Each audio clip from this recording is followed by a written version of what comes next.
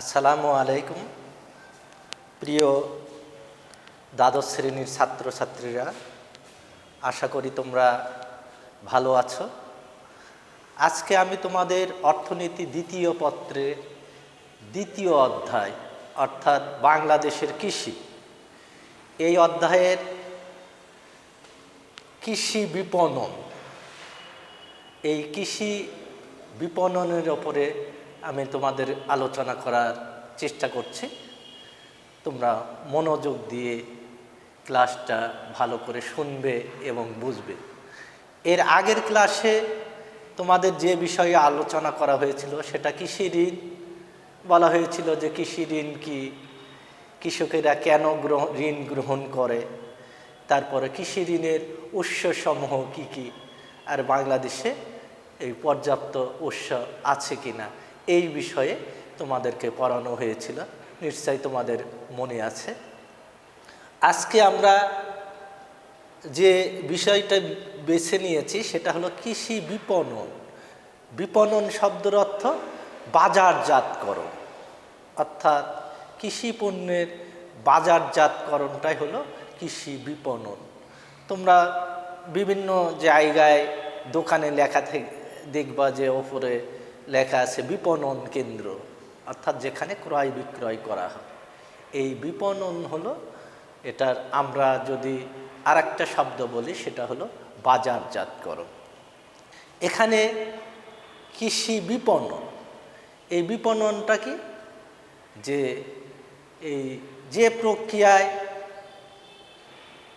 উৎপাদিত কৃষি পণ্য উৎপাদকের নিকট থেকে ভোক্তার নিকট পৌঁছা পর্যন্ত যতগুলো ধাপ সম্পূর্ণ হয় তাকে বলা হয় কৃষি বিপণন ব্যবস্থা। অর্থাৎ যে প্রক্রিয়ায় উৎপাদিত কৃষি পণ্য উৎপাদকের নিকট থেকে ভোক্তার নিকট পৌঁছা পর্যন্ত যতগুলো ধাপ সম্পূর্ণ হয় তাকে বলা হয় কৃষি বিপণন ব্যবস্থা। অর্থাৎ যে কৃষি পণ্যটা উৎপাদন করা হলো যে প্রক্রিয়ায়, সেখান থেকে যে উৎপাদন করলো সে বাজারে নিয়ে গেল, নিয়ে যাওয়ার পরে সেটা ক্রেতারা, যারাই ক্রেতা তারাই কিন্তু ভোক্তা, আর যারা উৎপাদনকারী তারাই কিন্তু বিক্রেতা।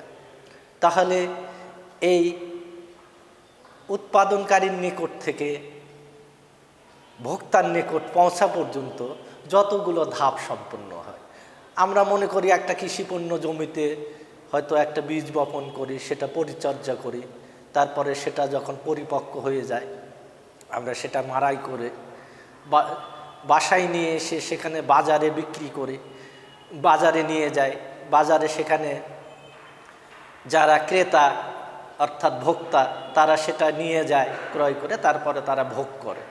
এই যে এর মধ্যে যতগুলো কাজ সম্পন্ন হলো প্রত্যেকটাই বিপণনের অংশ। তা মনে হয় তোমরা বিষয়টি বুঝতে পেরেছে। তাহলে কৃষি বিপণন ব্যবস্থাটা কি তা বলা হলো, আবার সংজ্ঞাটা আমি আবার বলছি, যে প্রক্রিয়ায় উৎপাদিত কৃষিদ্রব্য উৎপাদকের নিকট থেকে ভোক্তার নিকট পৌঁছা পর্যন্ত যতগুলো ধাপ সম্পূর্ণ হয় তাকে বলা হয় কৃষি বিপণন ব্যবস্থা। এখন এই কৃষি বিপণন ব্যবস্থা কি সমস্যা রয়েছে, বা এর পরবর্তীতে আমরা যে বিষয়টি আলোচনা করব যে এই কৃষি বিপণনের সমস্যা এবং এটার সমাধান আমরা কি করতে পারি, অর্থাৎ যে সমস্যাগুলো আসবে সেই সমস্যাটা আমাদেরকে সমাধান করতে হবে। এখানে তোমরা লক্ষ্য করবে কৃষি বিপণনের সমস্যা, অর্থাৎ এখানে এটাকে লক্ষ্য করেই আমরা উত্তর করব যে কৃষি পণ্যের কেন ন্যায্য দাম কৃষকেরা পায় না, অর্থাৎ কৃষকেরা কেন তাদের উৎপাদিত পণ্যের ভালো দাম পায় না। এই ভালো দাম না পাওয়াটা কিন্তু বিপণনের সমস্যা, অর্থাৎ বাজারজাতকরণের সমস্যা। তাহলে কেন আমাদের দেশের কৃষকেরা তাদের উৎপাদিত কৃষি পণ্যের ন্যায্য মূল্য পায় না, ভালো মূল্য পায় না, সেটাকেই কিন্তু আমরা বলতেছি কৃষি বিপণনের সমস্যা। এখন তোমরা লক্ষ্য করো, তাহলে কৃষি বিপণনের যদি আমরা সমস্যাটা বলি, তাহলে কেন কৃষকেরা ভালো দাম পায় না। এটা আমরা একটা পয়েন্ট বলতে পারি, অনেকগুলো পয়েন্ট আমরা বলতে পারি। এর মধ্যে একটা পয়েন্ট হলো মধ্যস্বত্বভোগীদের অস্তিত্ব, অর্থাৎ এই ক্রয় বিক্রয়ের মাঝখানে ক্রেতা এবং বিক্রেতা, অর্থাৎ উৎপাদনকারী বা ভোক্তা। আমি তোমাদের আগেই বলেছি, যে উৎপাদন করে সেই কিন্তু বিক্রি করে, যে ক্রেতা সেই কিন্তু ভোগ করে। তাহলে উৎপাদনকারী এবং বিক্রেতা একই জিনিস, আর ক্রেতা এবং ভোক্তা একই জিনিস। তাহলে এখানে তোমরা লক্ষ্য করো যে এই ক্রয় বিক্রয়ের মাঝখানে যেটা আমরা বলা হয় যে মধ্যস্বত্বভোগীদের অস্তিত্ব দেখা যায়। যারা বিক্রি করবে আর যারা ক্রয় করবে তাদের মাঝখানে একটা, এটা দালালও বলা হয় তাদের অনেক ক্ষেত্রে, বা মধ্যস্বত্বভোগী ব্যবসায়ীও বলা হয়। এরা করে কি, এর মাঝখানে ঢুকে তারা একটা বড় একটা অংশ তারা ভোগ করে, যার ফলে কিন্তু কৃষকেরা তাদের কৃষিপণ্যের ন্যায্য মূল্য পায় না। তাহলে আমরা এখানে পয়েন্টটা কি বলতে পারি, যে মধ্যস্বত্বভোগীদের অস্তিত্ব। এই ক্রেতা এবং বিক্রেতার মাঝে ক্রয় বিক্রয়ের সময় একটা মধ্যস্বত্বভোগী থাকে। এটা মধ্যস্বত্বভোগী দালালও হতে পারে বা তারা ব্যবসায়ীও হতে পারে। এরা একটা পণ্যের একটা মোটা একটা অংশ তারা ভোগ করে, ফলে কৃষকেরা কিন্তু ন্যায্য মূল্য থেকে বঞ্চিত হয়। তারপরে অনুন্নত পরিবহন ও যোগাযোগ ব্যবস্থা। আমাদের দেশে পরিবহন ব্যবস্থা এবং যেটা যোগাযোগ ব্যবস্থা যেটা বলা হচ্ছে যে এটা এখনও উন্নত নয়, যার ফলে কৃষকেরা এই পরিবহন সমস্যা বা যোগাযোগের সমস্যার কারণে তাদের উৎপাদিত পণ্য তারা দূরবর্তী বাজারে নিয়ে যে বিক্রি করতে পারে না, ফলে কিন্তু তারা ফসলের ন্যায্য মূল্য পায় না। তো এটা তাহলে পরিবহন ও যোগাযোগ ব্যবস্থার সমস্যা, এটা একটা কৃষি বিপণনের সমস্যা। তারপরে আমরা আরও বলতে পারি ত্রুটিপূর্ণ ওজন পদ্ধতি। ত্রুটিপূর্ণ ওজন পদ্ধতি অর্থাৎ আমাদের দেশে এখনও বিভিন্ন অঞ্চলে বিভিন্ন আঞ্চলিক ওজন পদ্ধতি বিদ্যমান। একই ওজন পদ্ধতি সারা দেশে বিদ্যমান নেই, যার ফলে এই ত্রুটিপূর্ণ ওজন পদ্ধতির কারণে অনেক ক্রেতা বা অনেক বিক্রেতা যেটা তারা কি করে, তারা বিভিন্ন সমস্যার সম্মুখীন হয়, যার ফলে কৃষকেরা কিন্তু কৃষিপণ্যের ন্যায্য মূল্য থেকে বঞ্চিত হয়। তাহলে ত্রুটিপূর্ণ ওজন পদ্ধতিটা এটার জন্য দায়ী। তারপরে বলা হচ্ছে যে অসংগঠিত বাজার ব্যবস্থা, মানে আমাদের যেখানে এই কৃষিপণ্য ক্রয় বিক্রয় করা হয়, একটা বাজারের থেকে আর একটা বাজারের সঙ্গে কিন্তু যোগাযোগ রক্ষা করা সম্ভব হয় না, ফলে একটা বাজারে এক ধরনের দামে দ্রব্য ক্রয় বিক্রয় হয়, তাতে কৃষকেরা কিন্তু তাদের ন্যায্য মূল্য থেকে বঞ্চিত হয়। তারপরে আমরা আরও পয়েন্ট বলতে পারি দামের উত্থান পতন। আমাদের দেশে একটা বিষয় তোমরা লক্ষ্য করবে যে দেখবা যে এক সপ্তাহের ব্যবধানে একটা জিনিসের দাম খুব নিচে চলে যায়, আবার দেখা যায় কোনো সময় হঠাৎ করে এই জিনিসটার দাম হয়তো বাড়তির দিকে চলে যায়, বেশি হয়। অর্থাৎ দাম কখনো স্থিতিশীল থাকে না, স্থির থাকে না। জানুয়ারি মাসে একটা দাম, আবার জানুয়ারির 15 তারিখে আবার বা ফেব্রুয়ারি বা মার্চে আর এক ধরনের দাম যায়, যার ফলে কিন্তু কৃষকেরা তাদের কৃষিপণ্যের ন্যায্য দাম থেকে বঞ্চিত হয়। বিপণনের এটাও একটু কিন্তু সমস্যা। তারপরে আমরা নমুনাকরণ বা শ্রেণী বিন্যাসকরণের সমস্যা, অর্থাৎ আমাদের উৎপাদিত কৃষি দ্রব্য কিন্তু আমরা কোনো গ্রেডিং করি না বা বাছাই করি না।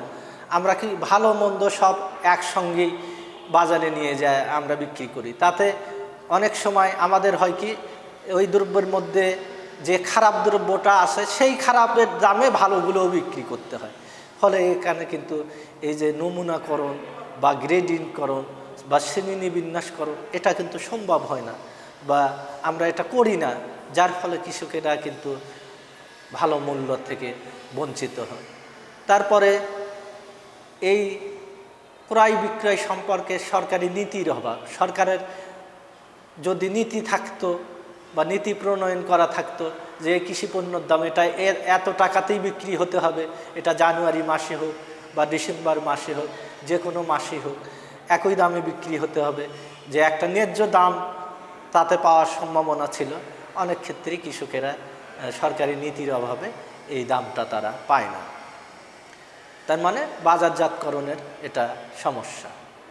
তারপরে কৃষকের দারিদ্রতা, অর্থাৎ আমাদের দেশের কিন্তু অধিকাংশ কৃষক দরিদ্র।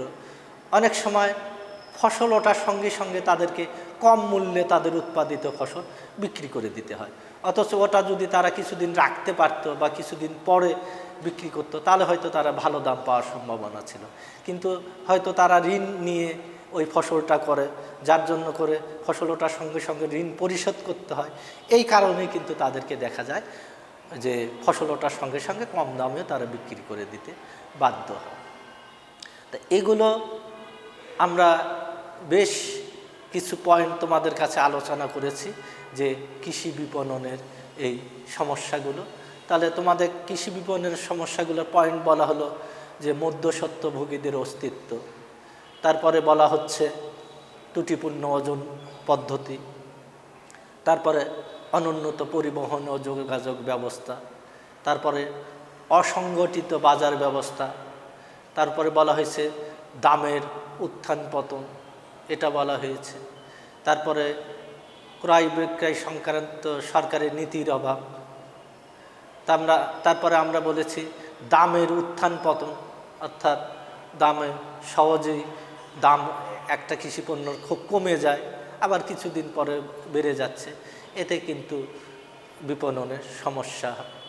তারপরে আমরা আরও বলতে পারি আন্তর্জাতিক বাণিজ্যের গতি প্রকৃতি, অর্থাৎ আন্তর্জাতিক বাণিজ্যে একটা দ্রব্যের দাম কেমন যাচ্ছে, এটা কৃষকদের অজ্ঞতার কারণে বা কোথায় এই দামটা কেমন যাচ্ছে এই দাম সংক্রান্ত তথ্য কৃষকেরা পায় না, ফলে তাদের কৃষিপণ্য তাদের হয়তো কম দামে বিক্রি করতে হয়। তারপরে দারিদ্রতার কারণে তারা কি করে, যে দেখবা ফসল ওঠার সঙ্গে সঙ্গে তাদের উৎপাদিত দ্রব্য কম দামে বিক্রি করে দিতে হয়। এগুলো কৃষি বিপণনের সমস্যা, অর্থাৎ ভালো দাম পায় না এর কারণে। তারপরে আরও আমরা বলতে পারি যে হিমাগারের অভাব, মানে কৃষিপণ্য, তোমরা জানো যে কৃষিপণ্যটা দ্রুত যদি আমরা সংরক্ষণ করতে না পারি তাহলে এটা পচে নষ্ট হয়ে যায়, পচনশীল দ্রব্য। তার কাজেই আমরা যদি হিমাগার পর্যাপ্ত স্থাপন করে এগুলোকে রাখতে পারতাম তাহলে হয়তো কৃষকেরা তাদের উৎপাদিত পণ্যের ন্যায্য মূল্য পেত। তাহলে এগুলো আমরা বলতেছি যে কৃষি পণ্যের বিপণনের সমস্যা। অর্থাৎ বিপণনের সমস্যা বলতে আমরা এটাই বুঝব যে কৃষকেরা ওই ফসলটার ন্যায্য মূল্য পায় না কেন। তাহলে আমরা যে পয়েন্টগুলো আলোচনা করেছি এই কারণে তারা ফসলের ন্যায্য মূল্য পায় না। এখন এটা কিভাবে সমস্যার সমাধান করা যায়? এই যে বিপণনের সমস্যা, এই সমস্যাটার সমাধান কিভাবে করা যায়? তোমরা যে পয়েন্টগুলো সমস্যাই বললে এই পয়েন্টগুলোরই সমস্যার সমাধান করলেই বিপণনের সমস্যার সমাধান হয়ে গেল। অর্থাৎ কৃষকেরা কি করলে ভালো দাম পাবে তাদের উৎপাদিত ফসলের বা উৎপাদিত দ্রব্যের বা উৎপাদিত পণ্যের। তাহলে এখানে আমরা যদি আগে সমস্যায় বলেছি যে মধ্যস্বত্বভোগীদের অস্তিত্ব, মানে ক্রেতা বিক্রেতার ক্রয় বিক্রয়ের মাঝে যে মধ্যস্বত্বভোগী বা মধ্যস্বত্ব ব্যবসায়ী বা দালাল এরা থাকে, এদের কি করতে হবে? কৃষকদের ফসলের ন্যায্য দাম পেতে হলে এদের অস্তিত্ব বিলোপ সাধন করতে হবে। মানে মধ্যস্বত্বভোগী যেন এর মধ্যে ক্রয় বিক্রয়ের মাঝখানে না আসতে পারে, দালালেরা যেন না আসতে পারে, তাহলে তারা একটা অংশ তাহলে নিয়ে যেতে পারবে না, তাহলে সেই দামটা কৃষকেরাই পাবে। তাহলে এটা বিপণনের সমস্যা বা এভাবে হতে পারে, তারা ভালো দাম পেতে পারে। অনুন্নত পরিবহন যোগাযোগ ব্যবস্থা কী করতে হবে? এটাকে উন্নত পরিবহন ও যোগাযোগ ব্যবস্থা করতে হবে, যেন তারা দূরবর্তী বাজারে গিয়েও তাদের উৎপাদিত ফসল ভালো দামে নিয়ে যায় বিক্রি করতে পারে। ত্রুটিপূর্ণ ওজন পদ্ধতি সারা দেশে একই ওজন পদ্ধতির প্রচলন, বা ত্রুটি মুক্ত করতে হবে, যে সারা দেশে যেন এখন ওজন পদ্ধতি ব্যবহার হয়, তাহলে তারা উৎপাদিত ফসলের ন্যায্য দাম পাবে, প্রতারিত হবে না। তারপরে আমরা বলেছি দামের উত্থান পতন, দামের উত্থান পতন যেন না ঘটে, উৎপাদিত কৃষিপণ্য সবসময় যেন একই মূল্য পাওয়া যায়, একটা যৌক্তিক মূল্য পাওয়া যায়, তাহলে সেটার ব্যবস্থা করতে হবে।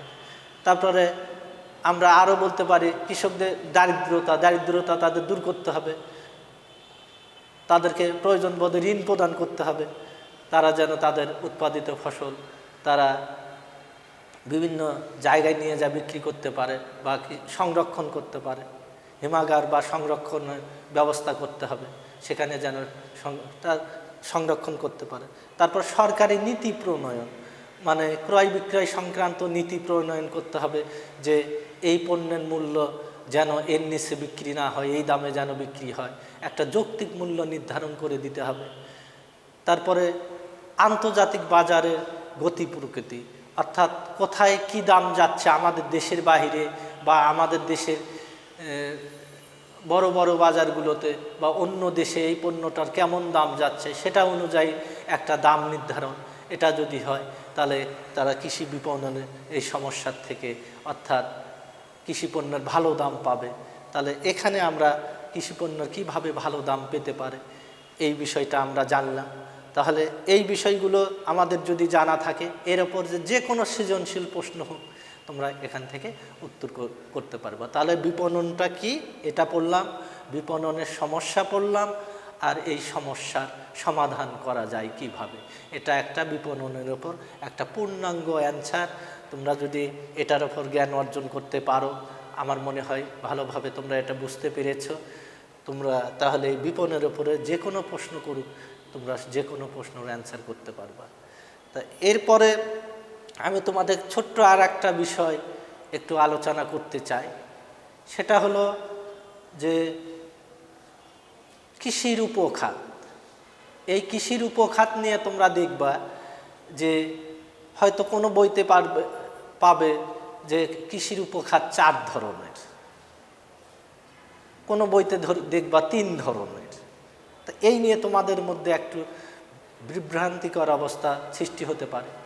তবে কৃষির উপখাত 4টি যেখানে বলা হয়েছে, সেটা হলো একটা শস্য ও শাকসবজি, শস্য ও শাকসবজি উপখাত একটা, বনজ সম্পদ একটা, পশু সম্পদ একটা, আর একটা মৎস্য সম্পদ। তাহলে 4টা আমরা বলতেছি, শস্য শাকসবজি উপখাত একটা, বনজ সম্পদ উপখাত একটা, পশু সম্পদ উপখাত একটা, আর একটা মৎস্য সম্পদ উপখাত একটা। আবার এই 4টাকে আবার 3টা ভাগে ভাগ করা হচ্ছে। তখন শস্য শাকসবজি উপখাত একটা থাকতেছে, বনজ সম্পদটা একটা থাকতেছে আলাদাভাবে, পশু এবং মৎস্য সম্পদ এই দুটাকে একত্রিত করে প্রাণী সম্পদ উপখাত করা হচ্ছে। তাহলে সেখানে উল্লেখ করা হচ্ছে যে উপখাত 3টা। তাহলে সেখানে 3টা কি হলো?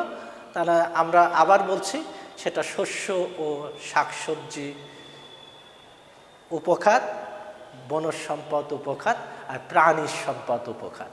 আর যেখানে যে বইতে বলা হচ্ছে যে 4টি ভাগে ভাগ করা হয়, সেখানে প্রাণী সম্পদটাকে পশু সম্পদ এবং মৎস্য সম্পদ এই ভাগগুলোতে ভাগ করা হচ্ছে।